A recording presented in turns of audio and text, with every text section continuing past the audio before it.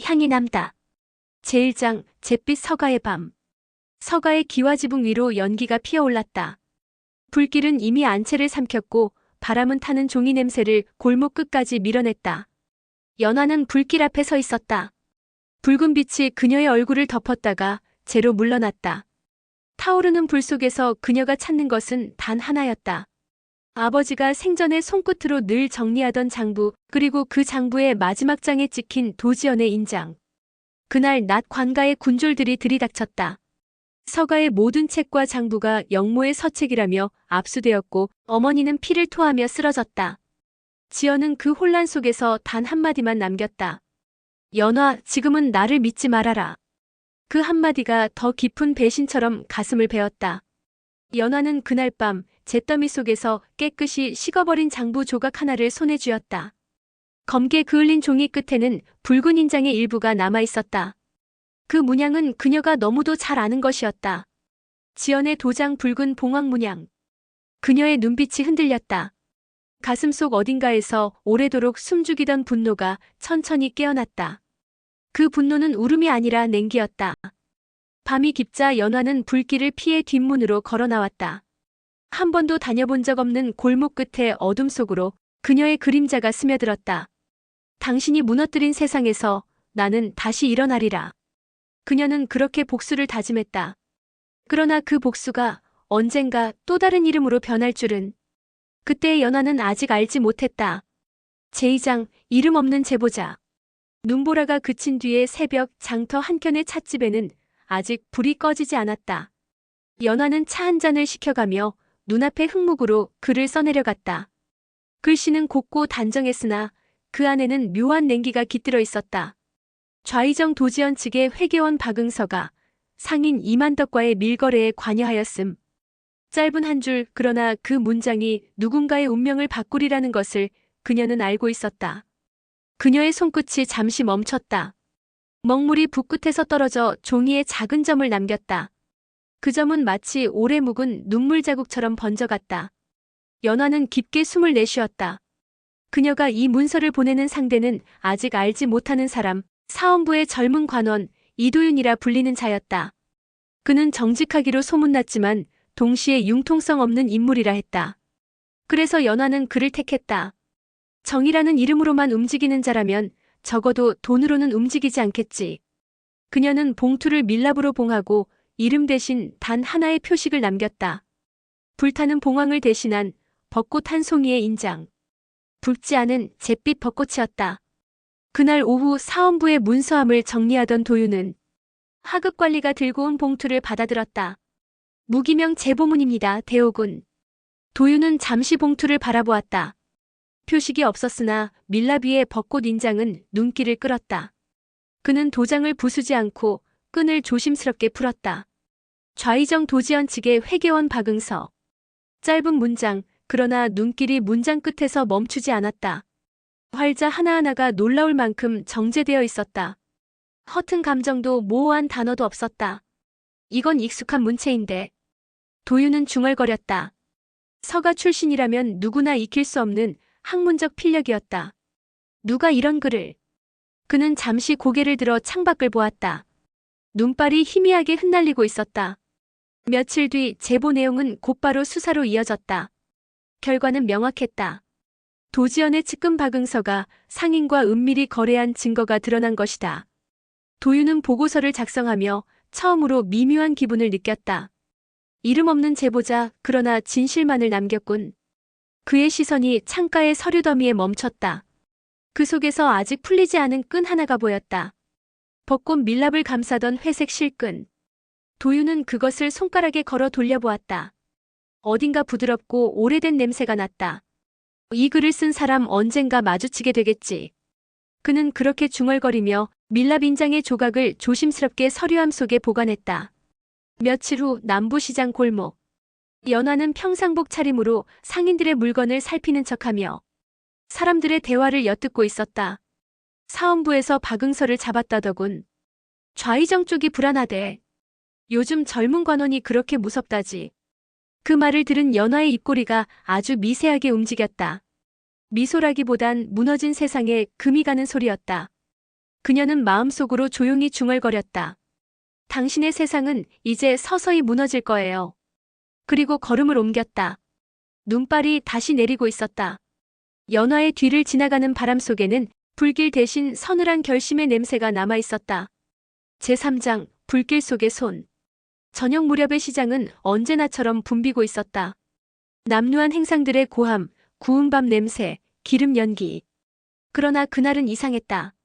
한 모퉁이의 포목점에서부터 이상한 연기가 새어나오더니 순식간에 불길이 솟구쳤다. 오브리야! 오브리야! 사람들이 소리치며 사방으로 달아났다. 연화는 잠시 멈춰섰다. 바람이 불길을 몰고 골목 안쪽으로 밀어넣고 있었다. 그 불길의 안쪽에서 누군가 사람들을 피신시키고 있었다. 사원부 관복을 입은 사내. 이도윤이었다. 연화의 눈이 잠시 흔들렸다. 그녀는 그가 누구인지 알고 있었다. 익명으로 보낸 제보문을 받아 지연 측을 뒤흔들던 사내. 지연의 세력은 그를 눈의 가시로 여겼고 오늘 이 불도 우연이 아닐 가능성이 높았다. 도지연은 결국 이런 짓까지. 불길이 상가 지붕을 삼킬 즈음 도윤이 사람을 구하던 중 쓰러졌다. 연기가 너무 짙었다. 순간 연화의 발이 스스로 움직였다. 그녀는 자신의 신분이 노출될 것을 알면서도 불길 속으로 뛰어들었다. 이도윤 대오군. 그녀의 목소리는 연기 속에 묻혔다. 도윤은 반쯤 의식을 잃은 채 쓰러진 기둥 아래 깔려 있었다. 연화는 주변을 둘러보다가 기둥을 지렛대처럼 들어올릴 만한 막대를 찾아냈다. 버티세요. 그녀는 팔에 화상을 입으면서도 기둥을 밀어 올렸다. 무너지는 지붕 조각이 어깨를 스쳤지만 그녀는 물러서지 않았다. 마침내 도윤이 숨을 고르며 몸을 일으켰다. 그들의 시선이 처음으로 맞닿았다. 잠깐의 시간. 불길 속에서도 세상이 고요해진 듯했다. 연화의 얼굴에는 연기 자국이 묻었고 도윤의 눈은 그 얼굴을 뚫어지게 바라보았다. 당신은 누구요? 그의 목소리는 거칠고 낮았다. 연화는 잠시 숨을 고른 뒤 짧게 답했다. 그저 지나가던 이일 뿐입니다. 그녀는 그 말을 남기고 뒤돌아섰다. 도윤이 손을 뻗었지만 연기는 그녀의 모습을 삼켜버렸다. 그날 밤 사원부 안. 도윤은 팔에 붕대를 감은 채 서류를 보고 있었다. 박응서 관련 수사가 중단된다는 명이 내려왔다. 좌의정 도지연의 압력이었다. 그는 붓을 내려놓았다. 그녀는 왜 그곳에 있었을까? 도윤은 그 질문을 수없이 되뇌었다. 익명의 제보자 그리고 오늘의 그 여인. 혹시 같은 인물이 아닐까? 말도 안 되는 추측이었지만 마음 한켠이 그렇게 속삭였다. 그때 바람이 불어 창문이 열렸다. 책상 위에 놓인 서류 한 장이 날아가 벽에 부딪혔다. 그 종이 조각이 살짝 찢어지며 벚꽃 인장의 회색 밀랍이 바닥에 떨어졌다. 도윤은 그것을 주워 손에 올렸다. 그리고 낮게 중얼거렸다. 이 이름 없는 사람 오늘 내 목숨을 살렸소. 며칠 후 연화는 약초로 팔의 화상을 치료하며 거울을 보고 있었다. 피부가 검게 그을린 자리에 얇은 천을 감았다. 그녀는 자신에게 말했다. 이건 복수의 흔적이 아니라 생명의 부채. 그 말 속에는 알 수 없는 떨림이 있었다. 그녀는 처음으로 복수 외의 이유로 한 사람을 떠올렸다. 창문 밖에서는 새벽 안개가 서서히 걷히고 있었다. 멀리서 들려오는 종소리가 새로운 장의 시작을 알리고 있었다. 제4장 장부의 비밀. 한 달이 흘렀다. 눈이 녹기도 전에 또다시 싸늘한 바람이 도성 골목을 스쳤다. 연화는 그 바람 속에서도 손끝으로 천 조각을 꿰매고 있었다. 화상의 자국은 거의 아물었지만 그때의 기억은 아직 살결 아래에 남아 있었다. 그녀는 매화가 내민 작은 꾸러미를 받았다. 아씨, 이번에도 문서가 도착했습니다. 도윤에게서인가? 예, 사원부에서 나왔습니다. 회계조사 관련 서찰이라 합니다. 연화는 꾸러미를 풀어보았다. 안에는 잡다한 거래 장부가 들어있었다. 숫자와 이름, 상호와 날인 그러나 한눈에 봐도 석연치 않았다. 금액의 합계가 맞지 않았고 일자마다 모든 금전 출처 동일이라 적혀 있었다. 그녀는 가볍게 눈썹을 찌푸렸다. 지연의 손길이 닿은 장부야. 흔적을 지운 듯하지만 그만큼 냄새가 진하군. 그녀는 작은 촛불을 가까이 가져갔다. 빛에 비추자 종이 속에서 흐릿한 글자들이 떠올랐다. 겹쳐 쓴 글씨였다. 그리고 그중 한 줄. 운서공방 납품비, 서가명의 전환. 연화의 손이 떨렸다. 그녀는 이 문서를 가지고 도윤을 찾아가기로 했다. 이번에는 익명이 아니라 직접 눈을 마주보기 위해서. 사원부의 뜰에는 봄 햇살이 들지 않았다. 도윤은 서류를 들고 나오던 중 마주오는 여인을 보고 발걸음을 멈췄다. 흰 두루마기, 단정한 눈빛. 그는 그녀를 알아보았다. 그날에 연화는 고개를 숙였다. 대오군을 뵙습니다. 저는 운서공방의 납품처에서 일하고 있습니다. 도윤은 잠시 말을 잃었다. 그녀의 얼굴 어딘가 익숙한 자국이 있었다. 왼팔을 살짝 감싼 천. 그는 눈길을 피하며 말했다. 용건이 무엇입니까? 이 장부를 보아주십시오. 숫자가 맞지 않습니다. 연화가 내민 장부를 펼친 순간 도윤의 시선이 번쩍였다. 이건 박응서가 숨긴 회계 일부군. 그는 장부를 촛불에 비춰보다가 종이 속 미세한 흔적을 발견했다. 빛에 따라 글씨가 다르게 보입니다. 겹쳐 쓴 흔적이 있군요. 그렇다면 읽을 수 있겠습니까? 방법이 있습니다. 도윤은 먹을 갈고 붓에 물을 섞었다. 그는 종이 위를 조심스레 문질렀다. 그러자 지워졌던 글씨가 서서히 드러났다. 금전 출처 상부 결제 좌의정 직결. 연화의 숨이 멎었다. 지연의 이름은 없었지만 그 뜻은 분명했다. 도윤이 낮게 중얼거렸다. 이걸 세상에 드러내려면 목숨을 걸어야 할 겁니다. 연화는 고개를 들었다. 그의 눈동자 속엔 두려움이 아닌 결심의 빛이 있었다. 그녀는 잠시 그 눈빛에 머물렀다. 그대는 정의를 위해 목숨을 걸 수 있습니까? 걸어본 적 있습니다. 누구를 위해서요? 잃어버린 형을 위해. 그리고 아직 이름을 모르는 누군가를 위해. 그 답에 연화의 눈빛이 흔들렸다. 그녀는 문득 묻고 싶었다. 혹시 그 이름 없는 사람이 나인가요? 그러나 그 말은 끝내 입 밖으로 나오지 않았다. 밤이 깊었다. 사원부에 서고 한켠 두 사람은 함께 장부를 다시 검토하고 있었다. 촛불이 점점 짧아질수록 그들의 그림자가 벽에 가까워졌다. 도윤은 문득 연화의 팔을 바라보았다. 붕대 아래 희미하게 남은 화상 자국이 보였다. 그의 목소리가 낮게 떨렸다. 그날 불 속에서 나를 구한 사람. 혹시 그대입니까? 연화는 잠시 눈을 내리깔았다. 불빛이 흔들렸다. 그날은 누구나 누군가를 구했을 겁니다. 그녀의 말끝에는 설명할 수 없는 떨림이 섞여 있었다. 둘 사이에 흐르는 공기가 조용히 변했다. 긴 침묵 끝에 도윤이 부드럽게 말했다. 선왕자, 당신이 복수라 부르는 일. 나는 그것을 진실의 회복이라 부르고 싶습니다. 연화는 그 말을 들으며 가슴 어딘가에서 오래된 무언가가 녹아내리는 것을 느꼈다. 새벽이 가까워질 무렵 그들은 마지막 장부를 덮었다. 촛불이 꺼지자 창밖에서 희미한 새벽빛이 스며들었다. 도윤이 말했다. 이젠 날이 밝습니다. 연화는 그를 바라보았다. 밝아온다 해서 어둠이 사라지는 건 아니지요. 그래도 함께 있다면 덜 춥습니다. 그 말에 연화의 입꼬리가 아주 천천히 흔들렸다. 그녀는 고개를 숙였고 눈가에 잔잔한 미소가 번졌다. 그날 이후 도윤은 그 여인을 정의의 동반자라 불렀고 연화는 처음으로 복수 외의 이유로 세상에 머물고 싶다는 생각을 했다. 제5장 가면의 균열. 사흘째 비가 내렸다.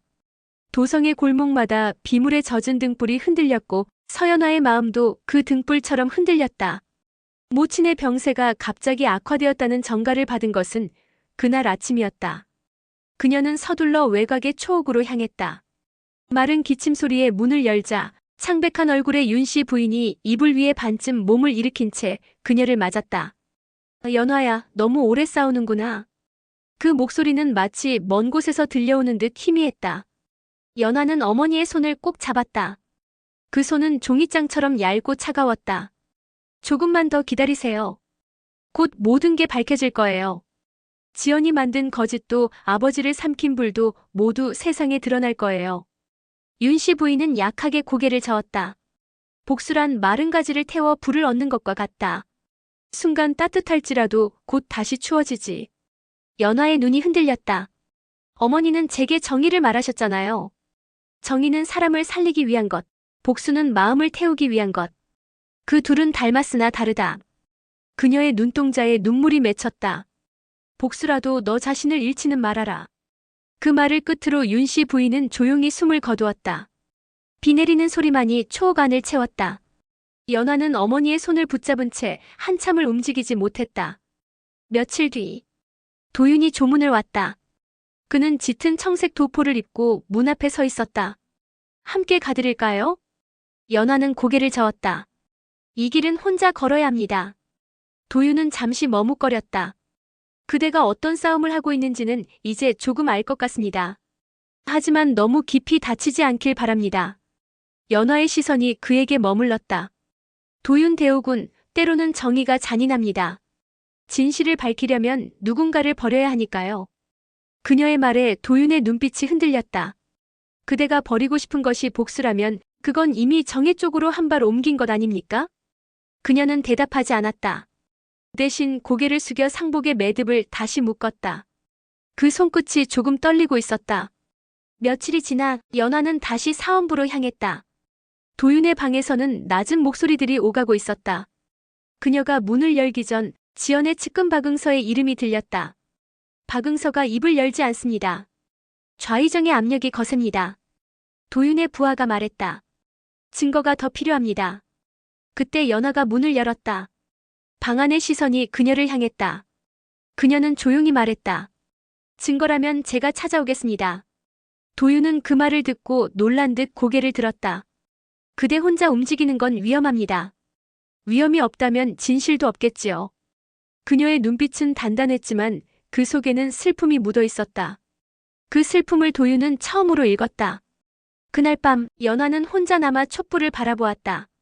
불빛이 흔들릴 때마다 어머니의 목소리가 들리는 듯했다. 복수라도 너 자신을 잃지는 말아라. 그녀는 눈을 감았다. 도윤의 말, 어머니의 말, 그리고 지연의 얼굴이 교차했다. 가슴이 아팠다. 마치 오래된 옷의 솔기가 뜯어지듯 복수자라는 가면이 천천히 금이 가는 소리였다. 비가 그친 다음 날 연화는 다시 검은 두루마기를 걸쳤다.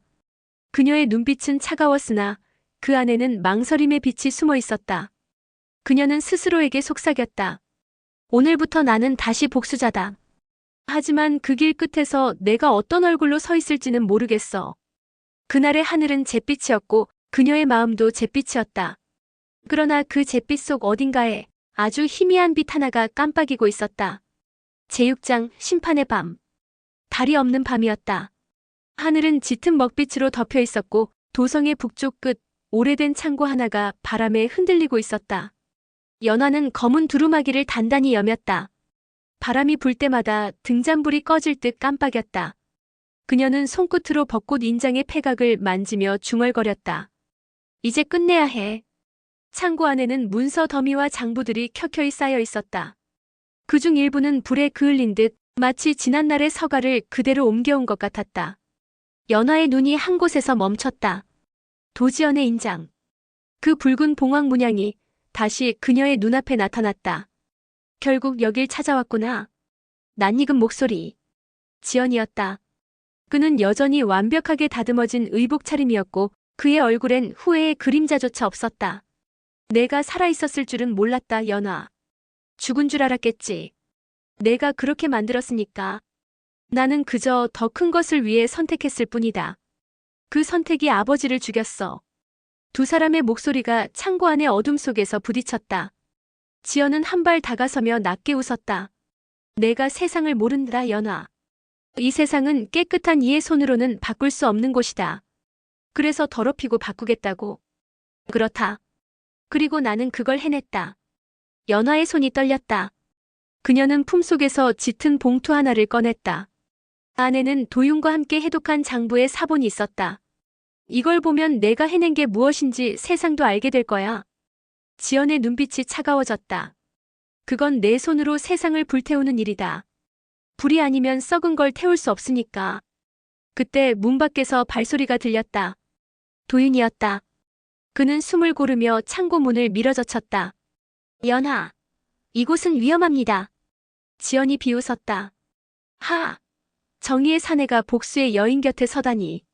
이것이 내가 택한 길인가, 연화야? 도윤은 지연을 향해 검을 뽑았다. 좌의정께서 감출 수 있을 거라 생각하십니까? 당신의 이름은 이미 장부 위에 새겨져 있습니다. 지연의 눈이 번뜩였다. 너도 결국 세상을 모르는군. 정의는 종이 위에선 이기지만 현실에선 항상 진다. 그 순간 지연의 손이 품속으로 향했다. 짧은 금속성 마찰음. 연화가 반사적으로 몸을 날려 도윤 앞을 가로막았다. 탁. 피가 튀었다. 짧은 비명조차 없었다. 도윤의 눈이 커졌다. 연화. 지연의 칼끝이 그녀의 옆구리를 스쳤다. 연화는 몸을 굽히며 숨을 몰아쉬었다. 괜찮아요. 이건 오래된 고통이에요. 그녀는 남은 힘으로 손에 쥔 장부를 들어올렸다. 그리고 지연의 얼굴 앞에 던졌다. 이게 내가 만든 세상의 끝이야. 장부가 바닥에 떨어지며 촛불이 그 위로 쓰러졌다. 순식간에 불길이 번졌다. 지연은 뒤로 물러섰고 도윤이 연화를 부축했다. 불빛이 번지자 벽 가득히 숨겨져 있던 문서들이 드러났다. 그 안에는 지연이 주도한 거래 내역, 비리와 모략의 모든 흔적이 적혀 있었다. 연화는 희미하게 웃었다. 이제 세상이 알겠죠. 누가 진짜 죄인인지. 지연은 불길 속으로 사라지듯 물러나며 말했다. 진실이 널 구원해줄 것 같으냐, 연화? 진실은 언제나 늦게 오는 법이야. 그 말과 함께 장부가 바닥에 떨어지며 촛불이 그 위로 쓰러졌다. 순식간에 불길이 번졌다. 지연이 뒤로 물러섰고 도윤이 연화를 부축했다. 어서 나가야 합니다. 아직 증거가 더 남았어요. 그 순간 천장이 갈라지며 굵은 기둥이 떨어졌다. 불길이 터지듯 번쩍였고 무너지는 소리가 뒤를 쫓았다. 연화, 도윤. 두 사람의 손끝이 닿으려는 찰나 무너진 기둥과 타오르는 불길이 그들 사이를 가로질렀다.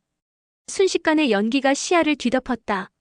도윤은 손을 뻗었지만 그 끝에는 아무것도 잡히지 않았다. 연화, 대답하시오. 그의 외침이 타는 나무 소리에 삼켜졌다. 연화는 반대편에서 기둥에 부딪혀 쓰러졌다. 뜨거운 공기가 숨을 앗아갔고 시야가 흔들렸다. 귀에는 폭발음과 사람들의 함성이 뒤섞여 들렸다. 마지막으로 들린 것은 도윤의 목소리였다. 연화. 그녀의 눈앞에서 불길이 번쩍이며 모든 것이 하얗게 사라졌다. 새벽. 불길은 잦아들고 창고는 무너져 내린 잿더미가 되었다. 광군들이 재를 뒤졌지만 사람의 흔적은 찾을 수 없었다.